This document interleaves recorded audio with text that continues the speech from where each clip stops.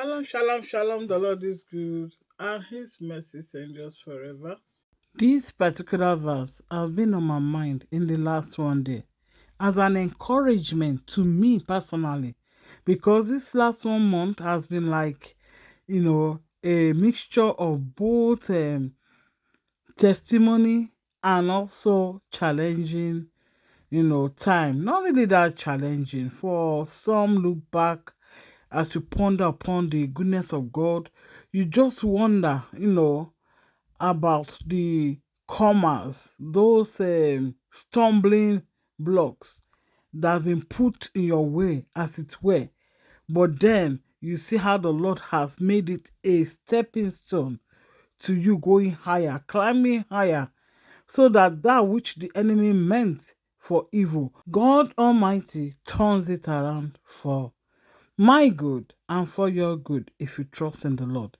Remember, this verse is about those who love the Lord, not because they are just saying it with their words. It's good to say it, to declare it, to decree it, to even sing it, but we must obey John 14:15 to act upon the confession of our faith in that we love him and keep his commands, his 10 holy commands in Exodus 20, and every other commandment, as in laws, decrees, warnings that the Lord has given his children. Because this verse says, eyes has not seen, nor ear heard what God Almighty has prepared for those who love him.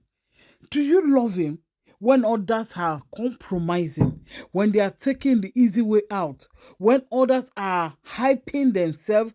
You are there keeping his command, even as he has required you to be in holiness, in truth, in righteousness, not compromising the standard of God. For there are so many who have compromised on the standard of God. They have changed their image, their names, their culture, their tradition. They've changed all that God has allowed them to be on this timeline.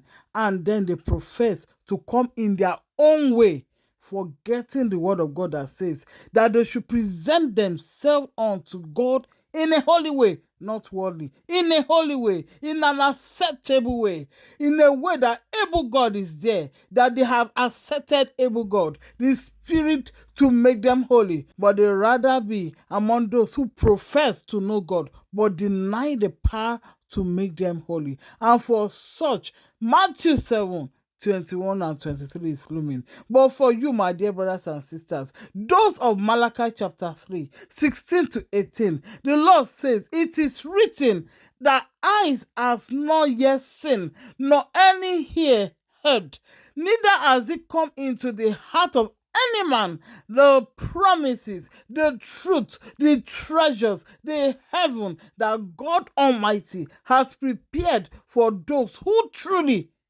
love him. Having gone through the tests and trials of James 1:1-4, they stand unshakable, unmovable, always abounding in good works. They are there acting the Holy Spirit, not any mortal, not any Pharisee of Matthew 23, John 8:44, but they are looking unto Yeshua, the author, the finisher of their faith.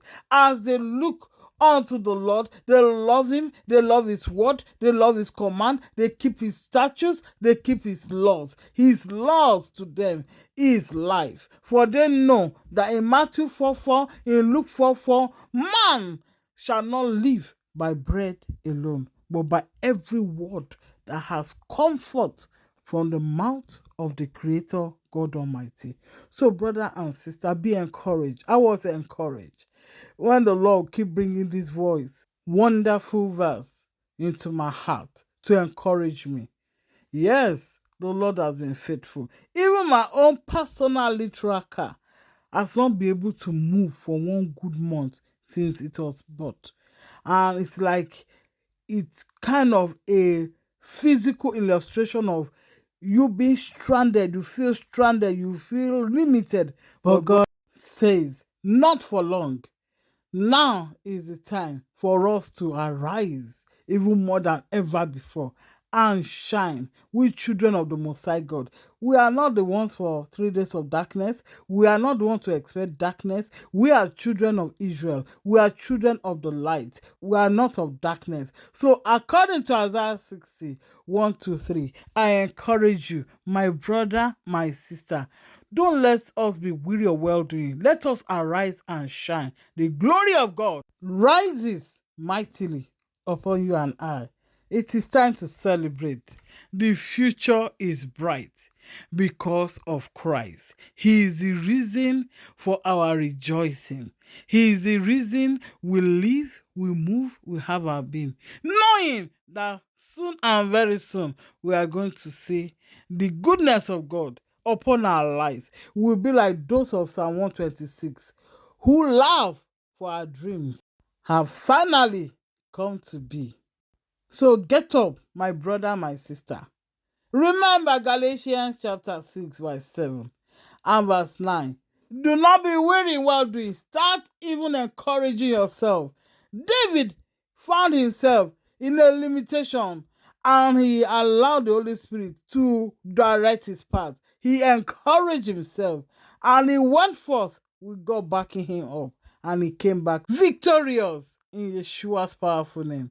So, brethren, I don't know more to say than for you to be encouraged with this psalm. The Lord is your shepherd. You shall not want. Remember how we started. Eyes has not seen, neither ears have heard what the Lord has planned for you and I, who truly with all our heart, indoor, outdoor, truly love the Lord God Most High Yeshua. So be encouraged.